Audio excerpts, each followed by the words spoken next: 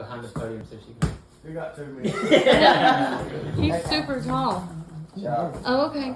About me anyway. Y'all start. We got 2 minutes. You want to start? Okay, first. Welcome everybody to the Voices of Recovery. Grateful everybody's here. I get the privilege on today to introduce our speaker. That means a great deal to me and this organization as far as that goes. Some of you don't know that Tiffany was a participant of ours at R3 when we was down at West Park. She came and used it for a safe space in the beginning until she went to treatment. Then she went to treatment and she continued to use it for a safe space. And then she just started volunteering, taking out trash or doing whatever was needed. And so that was recognized and appreciated. And then we got her under the NC Works on the job training grant for 6 months. And she did that, and then she started excelling. She went to school. I'm not going to share her whole story, but she went to school. She got her education. She is now our financial director of an organization of 12 programs and a pretty decent budget. So please, everybody, welcome Tiffany.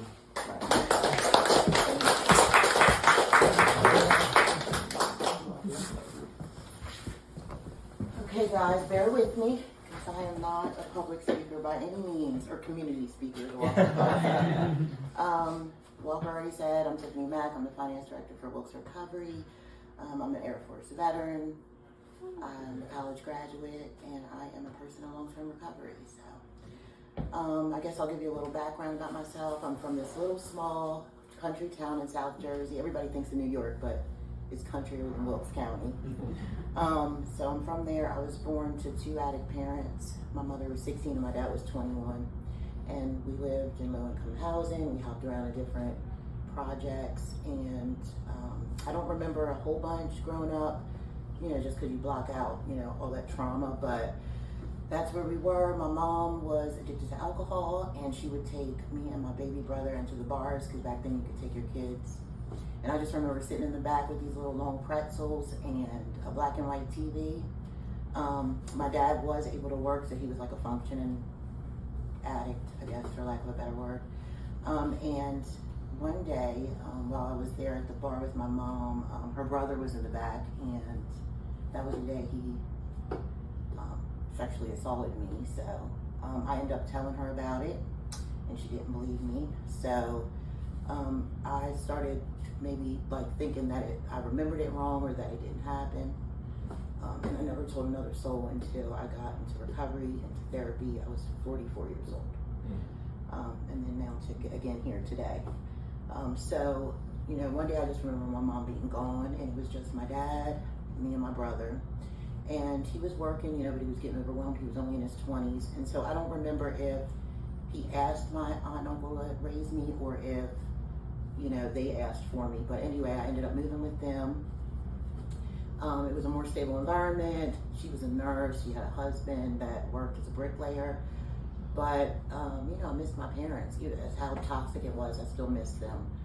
And I remember me and my brother just talked a little while ago, and he was saying how he was jealous because he used to come visit me on the weekends. And he would say, I was so jealous because you got to live in this nice house and it was stable. But I was jealous because he got at least one of my parents, and I didn't have either one. Y'all, if I get emotional, I'm so sorry. So that went on, and I was able to see my dad, but my mother would jump in and out of my life. She would come in with different men all the time, and then my aunt died when I was 7 of Hodgkin's disease. And so, I didn't know, I didn't really realize. I just knew my uncle was grieving, he drank a lot. And I just noticed that the environment was different in that house. But the next time I talked to my mom, I was 14, and she had sent me a letter from jail. She was locked up for conspiracy of murder with this man that she was dating at the time. And I remember writing her and telling her that, I was willing to forge this relationship with her, but if she walked out of my life again, that was it. I was closing the door on that relationship for good. My dad did do well as far as visiting me and remaining a constant in my life, but I didn't live with him. And I always I really held resentment towards him for that. Even now we don't have the greatest relationship, my biological father. and I haven't seen my mother since I was 17.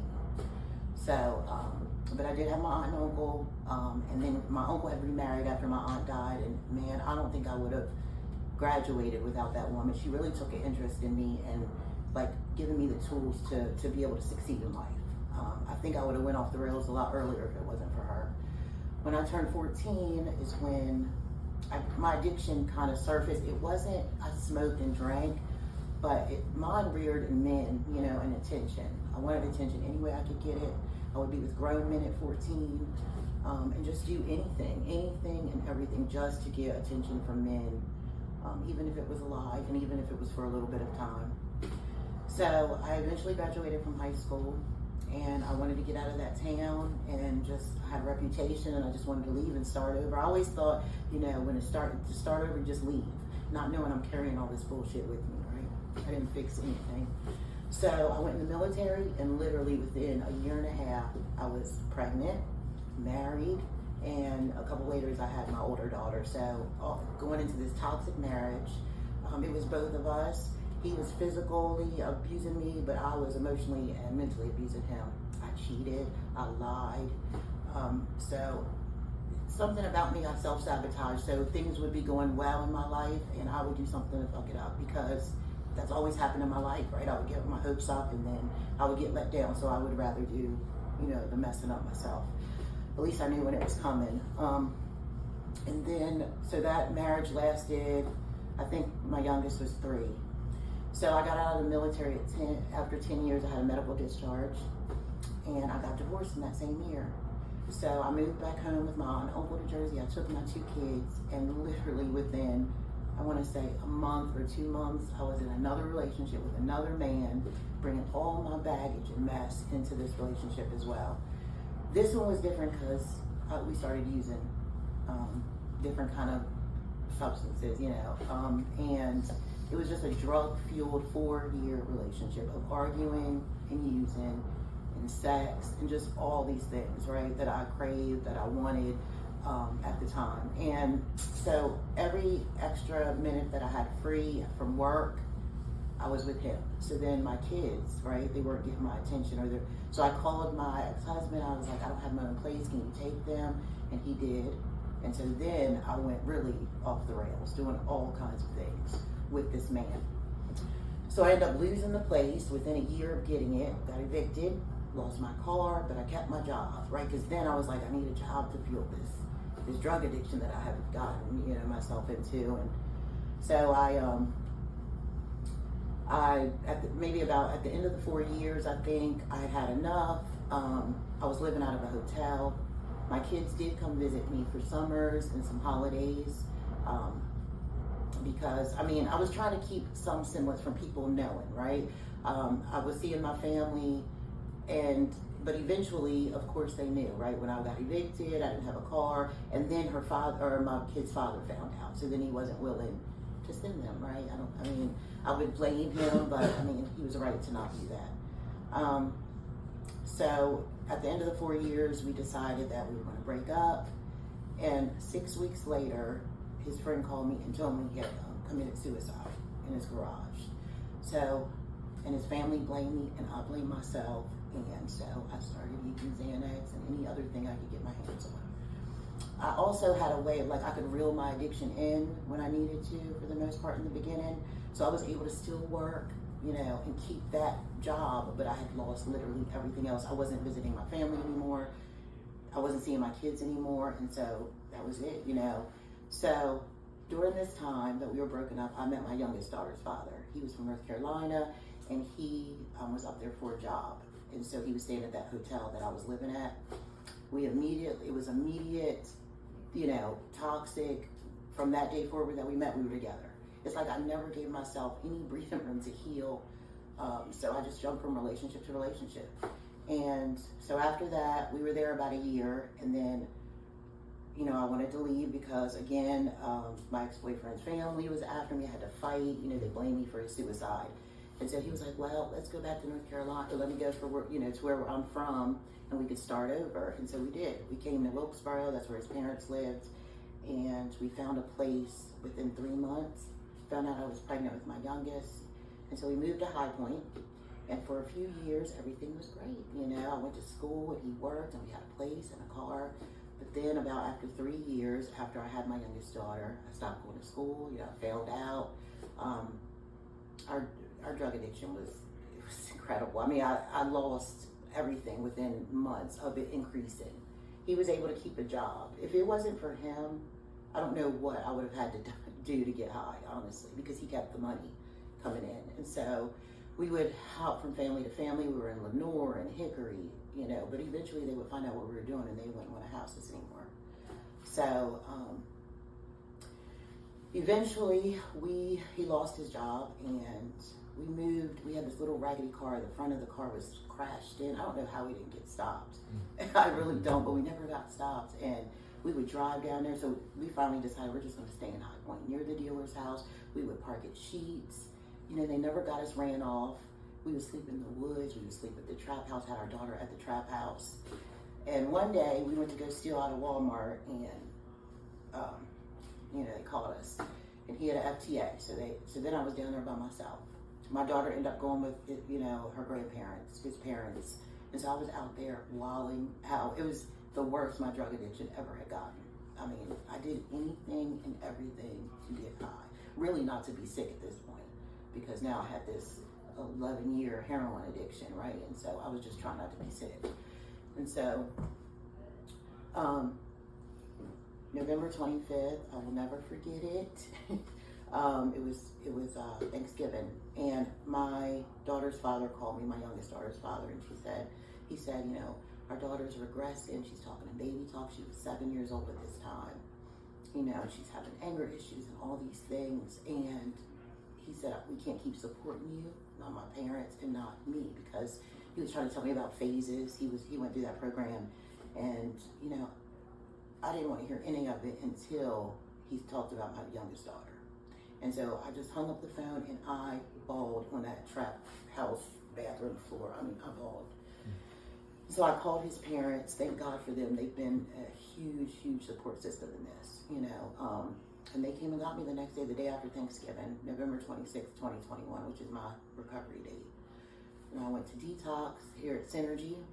Oh my God, and 7 days were awful. Y'all lived in the shower, just not to be nauseous. But I got out of there. His parents picked me up, let me stay with them, drove me everywhere, and I was able to start mending this relationship with my youngest daughter. So while I was in Synergy, a peer support came to me. I didn't know anything about recovery centers or peer supports. So she gave me a little placard and she gave me her card and she was talking about all the resources that the R3 Recovery Center provided. And so when I got out, the next day I went to R3. And I mean, I went there open and close. I was so amazed to see people that worked there that, you know, were where I was at or worse, you know. And so I was amazed to see it and I wanted it because I knew that I had to give everything to this recovery thing. Like I gave everything, you know, to cop my drugs. I knew that was the only fair shot for me to have at this, you know, getting clean. So I had a 3-week waiting list to get into ADAC and my peer support helped me with that. And she just started helping me make these like long and short term goals and, you know, my wants and then my dreams. I made a dream list and I would read the NA book and I would watch TV and I would talk to peers. And then I went away to treatment. And I tried to stay there longer, y'all. I loved it up there. I put everything I had into going to treatment. I called my kids and I started being really transparent with them, my adult kids and my daughter, about my drug use, you know, and I apologized. I did everything that my parents did not do, you know. So I apologized. I called everyone in my family but my aunt and uncle. I was not ready because I thought they were going to, you know, judge me and condemn me for being away for 8 years and the drug use and all that. So I did not call them. But everyone else, my brother, my biological father, everyone else, I started to mend those relationships during this process. And when I came back from treatment, I started going to R3 again, open and close, Monday through Friday with clean, just anything. I became immersed in it, and I wanted it. I wanted what the peers had there. I wanted everything. So I wanted this new life. And while I was there, they had asked me, did I want to volunteer at first? And so I started volunteering for a while, answering phones, cleaning, filing. And then a few months later, they told me about the NC Works program, the internship. And so I they partnered with them, but I went through the internship. They helped me get set up for school. I was able to take recovery coach, my peer support, and then they hired me on. So it was, it gave me purpose, I didn't have any purpose. I didn't work. I failed out of school, wasn't a good mother. So this started to build my confidence in myself that I could do it and also give me a purpose. And so, I loved it. And I put everything I had into it. And so then, I'm getting emotional, I'm sorry.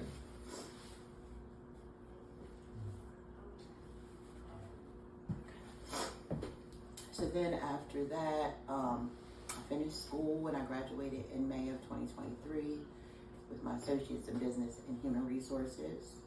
And then I was finally ready to call my aunt and uncle. And thank God that I did, because I was able to spend a year with them. They accepted me with open arms. No judgment, no questions, no anything. And my uncle died last year. And so I was able to spend that year with him and have my kids meet him again after all this time and kind of connect with him before he died.